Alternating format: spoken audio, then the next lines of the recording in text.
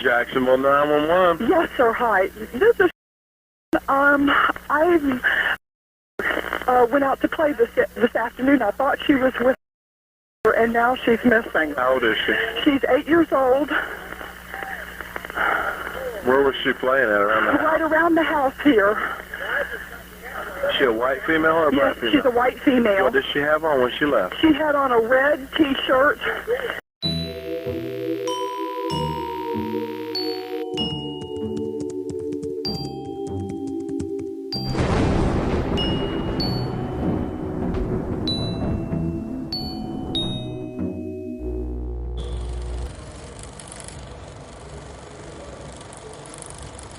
Pada tanggal 3 November 1998, ketika Maddie Clifton, anak berusia 8 tahun, menghilang dari Jacksonville, Florida.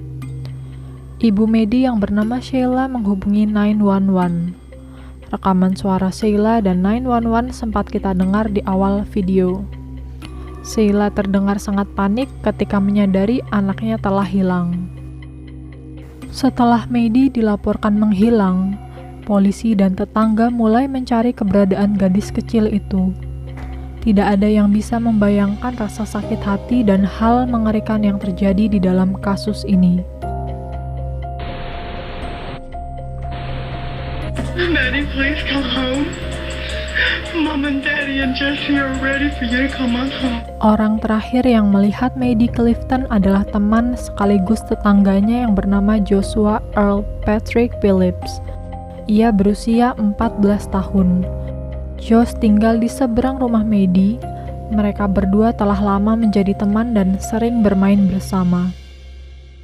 Pada hari kejadian tanggal 3 November, Maddie pergi ke rumah Joshua untuk bermain baseball. Namun, ketika Maddie mengatakan ingin pulang ke rumah, ia tidak pernah sampai ke rumah. Sekitar jam 5 sore, ibu Maddie menghubungi 911. Karena tidak ada yang bisa menemukan keberadaan Maddie. Maddie terakhir kali terlihat mengenakan celana pendek dan baju basket berwarna merah dengan tulisan namanya di punggungnya. Seketika ratusan orang bergabung untuk mencari keberadaan Maddie. Mereka mencari di hutan dan tempat pembuangan sampah di dekat rumah Maddie. Saat awal pencarian, John bertanya pada ibu Maddie apa yang terjadi. Mendengar Maddie menghilang, John langsung bergabung dengan orang-orang untuk mencari keberadaan Maddie. John sangat putus asa dengan hilangnya Maddie. Ia telah melakukan segala upaya untuk menemukan teman baiknya. Ia membagikan selebaran dan menelusuri area tempat Maddie menghilang. Orang tua Maddie memasang foto anak mereka di billboard, bahkan mereka membuat sebuah kaos yang dicetak wajah Maddie.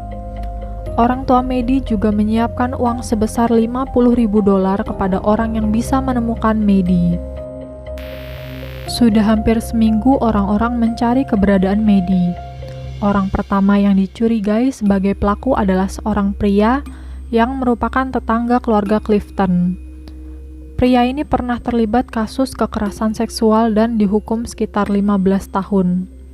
Sayangnya, pria itu punya alibi yang kuat di hari Maddie menghilang, dan orang-orang tidak mencurigainya lagi. Kasus ini akhirnya melibatkan FBI, karena polisi lokal kesulitan untuk menemukan petunjuk baru. Sayangnya, FBI juga tidak bisa menemukan bukti apapun. Sampai sini ada yang bisa tebak siapa orang yang harus bertanggung jawab atas hilangnya Maddie? Kalau ada bisa komen di bawah ya teman-teman. Aku pengen dengar pendapat kalian. Oke, kita lanjut ke cerita. Setelah 6 hari Maddie menghilang, akhirnya ketemulah sebuah titik terang. Ketika orang yang paling tidak dicurigai memiliki rahasia yang gelap.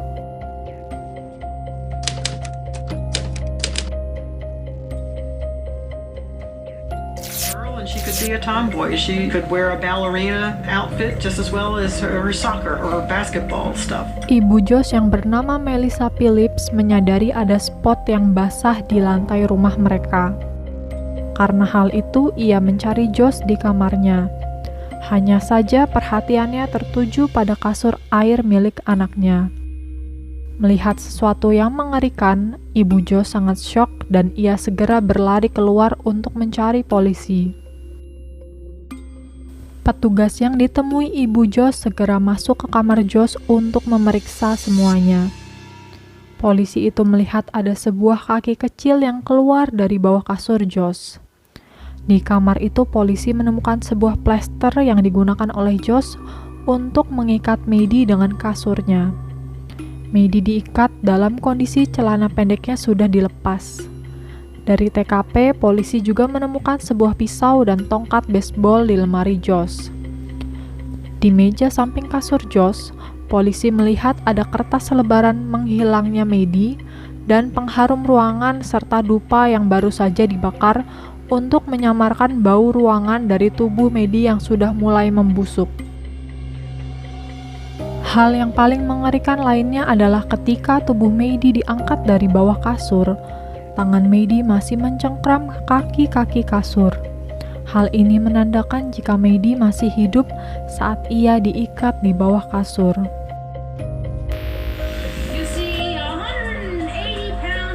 Jadi, selama ini sebetulnya Josh mengetahui keberadaan Maddie. Ketika ia bertanya pada ibu Maddie dan membagikan selebaran, ia hanya berpura-pura tidak mengetahui keberadaannya. Bahkan menurut polisi, ketika Josh melakukan semua upaya untuk membantu pencarian Maddie, kemungkinan Maddie masih hidup.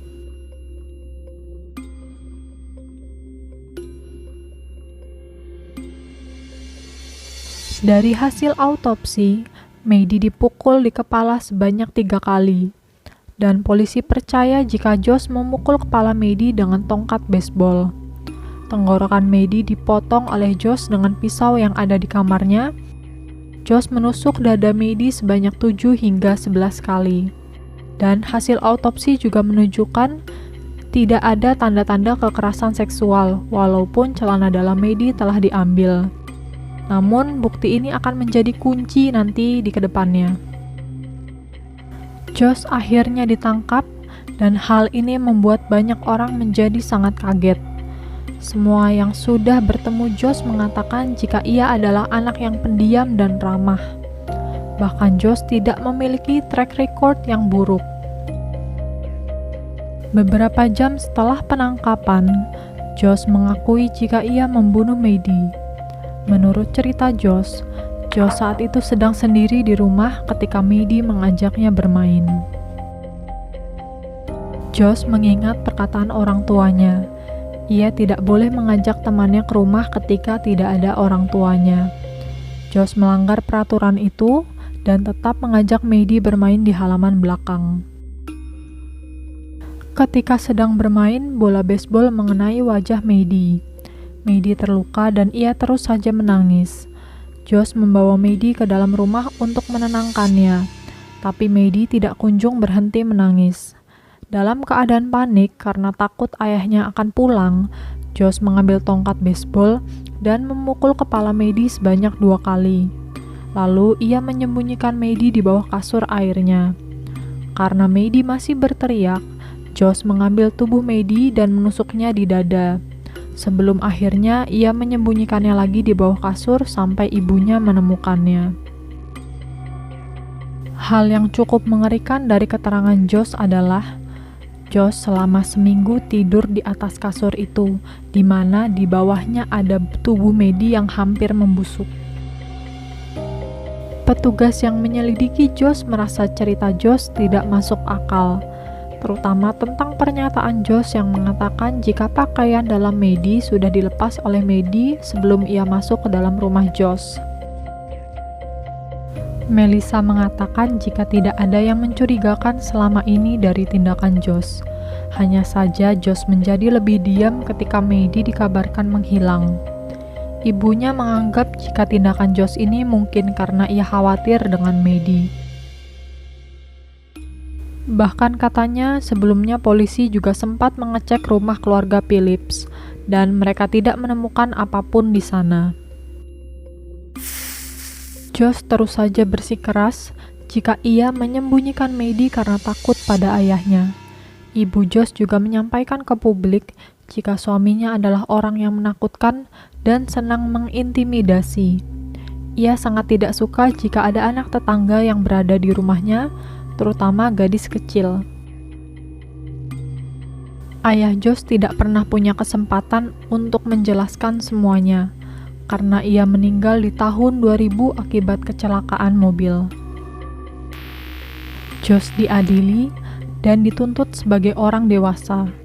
Pembela membantah karena semua ini terjadi akibat kepanikan dan rasa takut Josh kepada ayahnya.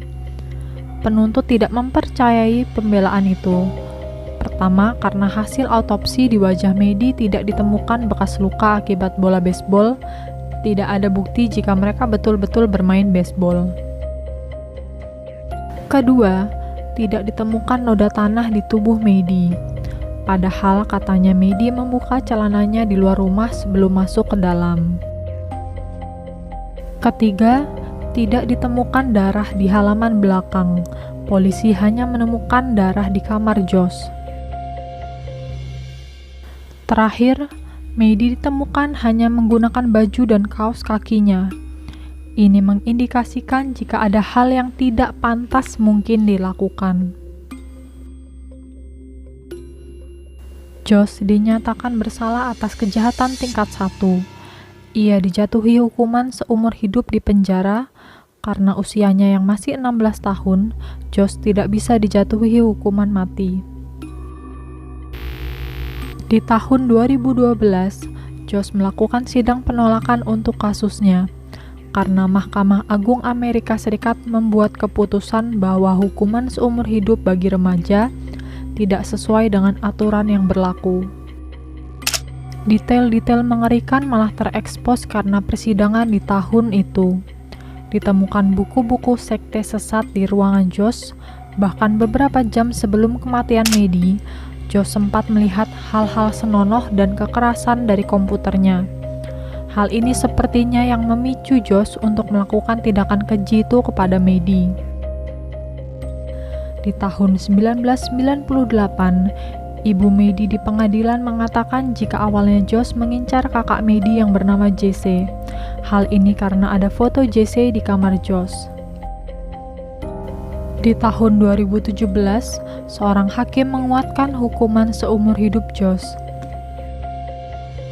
Pada tahun 2018, Josh membuat permintaan maaf kepada keluarga Maddie.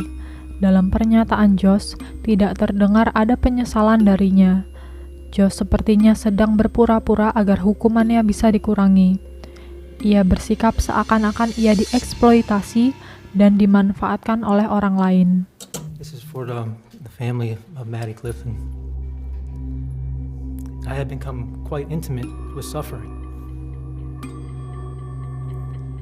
Growing up in prison, I have seen many dark things. I wish to God that I could have known this or understood it when I was 14. I had no clue what life meant, what death meant, nor the depths of suffering that could follow one act. I had no inkling of how long that suffering could last. I'm so sorry. I'm so sorry for what happened. Banding Josh di tahun 2020 juga ditolak, dan terakhir di tahun 2023, Josh memenuhi syarat untuk bisa mendapat peninjauan kembali atas hukumannya.